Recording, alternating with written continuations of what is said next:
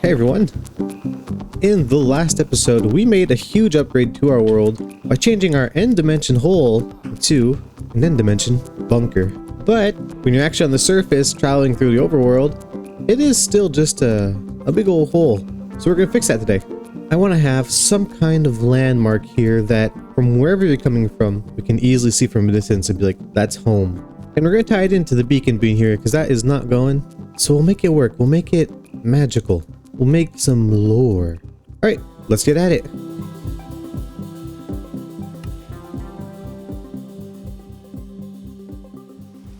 Okay, so before getting to work on the hole, well, not the hole, but on the monument that we're going to put here, we do have a few side quests to get done first. Which, to add into context, we're going to pop by the actual end base and deposit all this junk that I left dragging in the chest up here. So for anyone who hasn't been here with me yet, here is my base in the end dimension.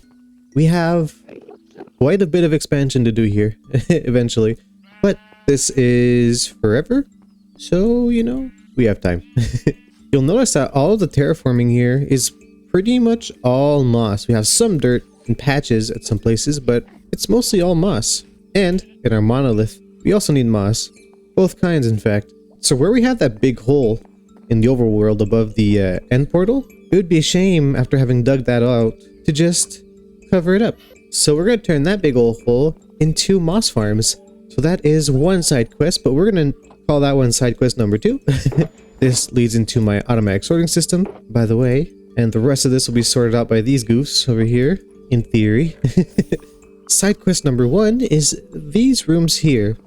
So for everyone who isn't familiar, these are meant to be my display rooms for the base. So we don't have any specifics, but really I just want these 2 rooms to be purely aesthetic, maybe kind of storage room-esque, where we just hoard a bunch of cool stuff. So we just display things that are cool that we collected through the world. And yeah, that's pretty much the idea. So side quest number 1 is displaying something. It's our display room. I think if we display 1 or 2 cool things every episode, or every few episodes at least, we could fill this place up nicely without having to dedicate an entire episode to this, because I don't think it'd be too fun as a full episode. Alright, so to start off with, I have some cool rocks in this box. This is just diamonds, but these here are cool. So from what I gather, these are pretty rare nowadays, being that they are straight up stone and diamond. And I got 3 of them, so that's pretty cool. And this here, Genesis block, this block is our world gen block. It was at the coordinates 0, 0, 0. We'll keep it on the first floor for now because I want to be able to see them when I come in. You know, I think that back wall could be cool because we'll see them forever. I wonder how many rare ores there actually are. Let me go check real quick. Okay, so I don't have any clear answers, so we'll just make up our own list. How about that? I think what could be cool is to keep track of everything. We should have an empty book here. I have so many books. Zordo's collection. And throughout the episodes, we could like add some things that we can find, that we want to find. World Gen, Diamond Ore, Ancient Debris, Deep Slate Emerald, Emerald. That's 5. I think I'm happy with these, but maybe we'll add in Deep Slate Diamond, even if it isn't super rare. So you can go ahead and put this here. And let's add that we do have the World Gen block. It could be a cute little symbol to put there. Let's use this. This means we have it. Cool. I've decided to put a lectern down here, and eventually we'll have like our main book and quill here for like the whole collection, and then per section, or maybe just here, we could have like mini books, kind of like in a museum, to say like, oh, well, this is what this is, and this is the history, and yeah. So pretty simple, but this is what we're doing. We're doing shelves with little labels here. So if you have any ideas of what we can put in here, let me know down in the comments. So with that done, side quest 1 is taken care of for today. Now, time to move on to side quest number 2, which is the moss farms. So the moss farms are going to go in this hole here. We have it, might as well use it. And I think actually we'll start like as low as we can for the farms. We already have like a floor in, so that's cool. So yeah, I won't spend too much time explaining the farm for you guys. It's not going to be my design. I'm gonna take it from someone else. I'm going with the design that I found on Frogo's channel. We'll build them down here, and I'll show you guys the result at the end, and I'll try to make it a bit my own. with the output. Sometimes in life, you fail. This moss farm behind me is not a failure, baby. But the first one was, oh, that thing sucked. Well, okay, when I say it sucked, I don't say that the video that I referred to sucks. I think it was just outdated, and I tried to fix it, and it just... but this works, and I don't think I'm going to build two for now. I think this will be sufficient. I ran it for like 5 minutes, and we got all this moss. And I've like taken out most of the other stuff and just dumped it in here for bone meal. But look at this thing go. It's from basic redstone. I'll try to leave the link in the description. Well, I'll try. I can do it. I'll just try to remember. For the sake of today's episode and the pacing, we're going to leave this as is today. So I'll just fly down the hole and collect some moss. But eventually it could be cool to take the lever to start it and the output system and rewire it into our bunker for easy collection. I think that'd be a great idea. While we're here, what I want to do, I'm pretty sure I can just take this, and if we switch it out, we should be able to convert it to some pale moss. Pretty sure I can swap this out for moss. Pale moss, rather. Looks pretty pale to me. I would like to eventually take more time to actually sit down and learn redstone. I did that once with the item sorters, which is what's like powering my automatic, as well as the kelp farms. It's just... there's a lot going on here. I get the basics, but putting them all together is a whole different thing. So, yeah, it's impressive. With this done, I suppose we can begin on side quest. No, not even side quest. I'm losing track. The main quest, which is getting our materials for the build that's going to go up there. Alright, so we now have all of our stuff in these boxes here. And, surprise, surprise, I ran out of redstone, which I never anticipated happening. And surprisingly, when you need redstone and you go mining for redstone, it's actually kind of rare to find. I have a bit extra now, at least, so we should be good. But maybe a cleric to trade with is in order very soon. Okay, here's all of our stuff. It's actually not that bad in terms of materials. You know what? Actually, this before building, let's go lay these out because these all have to be weathered to this stage. All right, now with that set out, we can get to building. This is going to look super cool when it's put in. We're going to integrate the beacon into the design. It's going to be fun, but with its verticality and the fact that it kind of like slopes out towards the top is going to make this a little bit of a pain in the ass.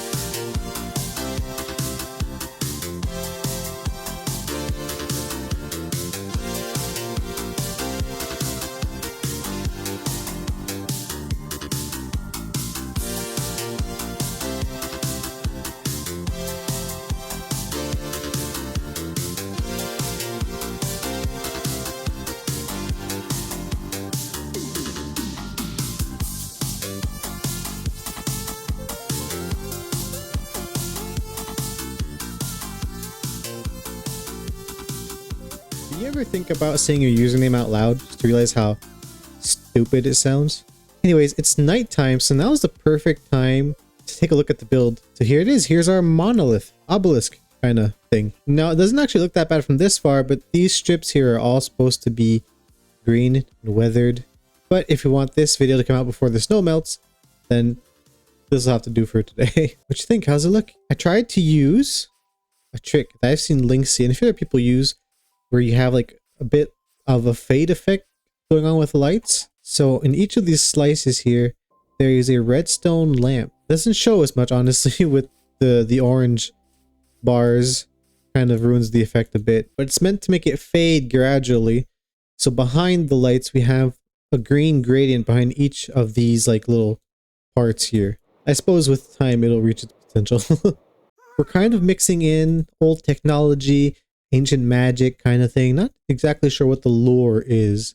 In the base here, there are some copper golems just wandering around with some pressure plates that make it so that the lights occasionally flicker on and off without any specific pattern or rhyme or reason.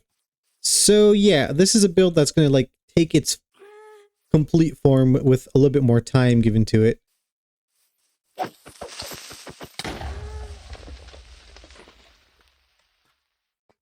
I've been playing Bedrock lately with the family, and you can usually juggle creepers like that, which is where that reflex came from. Ah. You know what? I was gonna fix that. Let's leave it for now. I have an idea. We'll do it in a few minutes. We'll leave it. It's okay. This is really gonna take a little bit more time to actually like fully mature, if you will, and turn into its completed self. But this is pretty much the build. It might be one of those like hear me outs kind of builds. I want to try my hand at doing something that's like not necessarily in organic, but that's more not a building. And this pretty much fits that. It's not terraforming, it's not a building, it's like a mix of the two. So maybe we can talk a bit about like the thought process behind this and it'll make a bit more sense.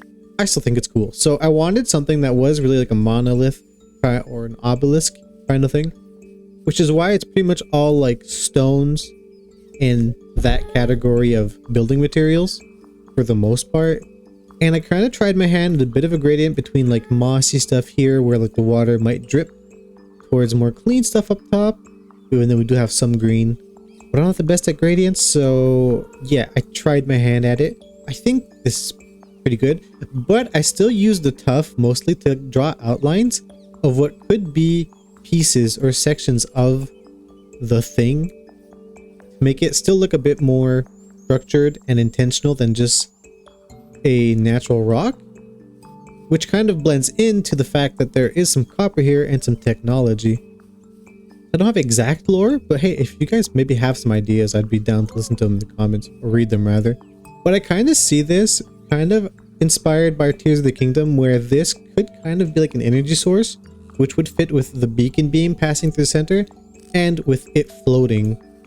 I made it so that the middle, it's floating, but if you were to like drop it down, it would slot into the bottom part of the build.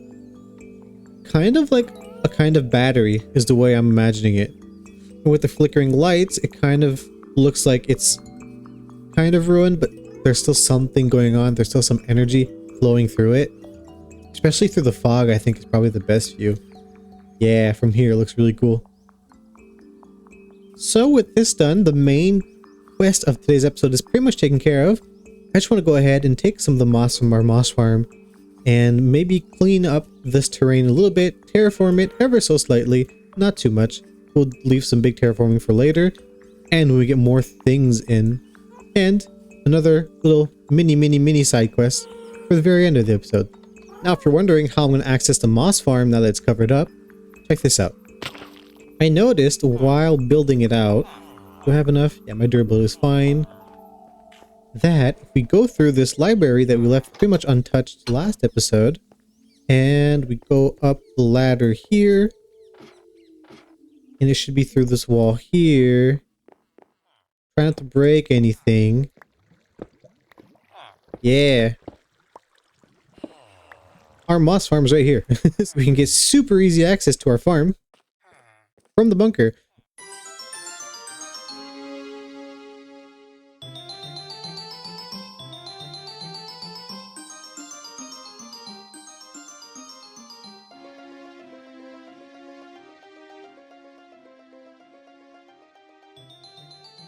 And there we are. Like I said, not a big terraforming job, not even a particularly good one.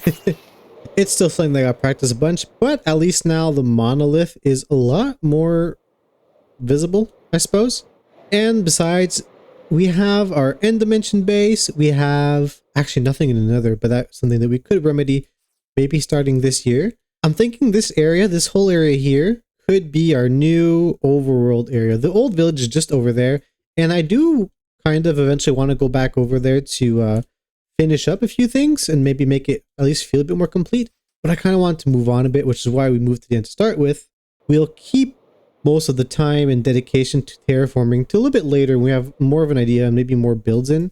Now, for a final little mini side quest before finishing the episode. We have the map of the area here. That is the hole where our bunker is. So now we could grab this. Maybe the one beside it too. Oh, there it is. All updated. How's that look? This is pretty cool. You guys see this sneaky Zed? think we'll do the one behind it as well. Yeah. There we go. That makes a lot of sense. Our tiny mark on the world until we get some more stuff in. Oh, and I noticed here, this one, the corner bottom left is not filled in. So let's go and fix that real quick. I was looking at the map and I was like, something's not right, but I can't quite put my finger on it, and that's what it is. Now to head back home and we'll be able to get a view of our monolith. Oh yeah, coming into view. I like this a lot. I want to go see at the top now that you've seen the Easter egg. There it is. Very simple. I think this is so cheesy, but I like it so much. I have that on the towers as well over there and on my end base. But with that done, everyone, thank y'all for watching. Let's put the map back here, take a final look at it. Yes, sir. If you made it this far, then I hope you'd enjoyed it. Maybe think about giving a like and a subscribe if you haven't done that yet, and I'll see you in the next one.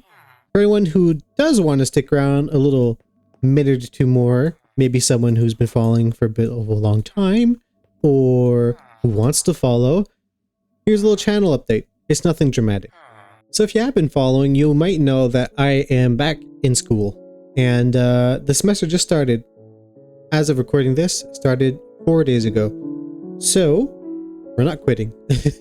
But there may be a slight slowdown in videos for the next few months as I try to balance work, this, and school. And also, I think since the New Year's, I have upped the quality I find of the videos quite a bit, and I want to keep that up. I have also already recorded a full new episode of a brand new vintage story episode coming out. Yes, sir. So we're gonna have to balance those two. I'm thinking we do vintage story more so as a let's play, where I don't have to like plan things out as much and just free-flowing creative and exploring that game some more because it's a fantastic game. And we keep these as like a main series, but we'll see how each perform and how I feel. Maybe we do one alternate uploads, maybe we do a bunch of Minecraft and a bunch of vintage. We'll see. Let me know what you guys think as well. I know it's probably not optimal YouTube wise, and I do want views and I do want subs, but I want this to be fun for anyone who sticks around and for myself included. So yeah, if you have any questions, I'll see you down in the comments. That's the mini update. Thank y'all for watching. Let me know what you want to see in the comments. And yeah, have a good one. See ya.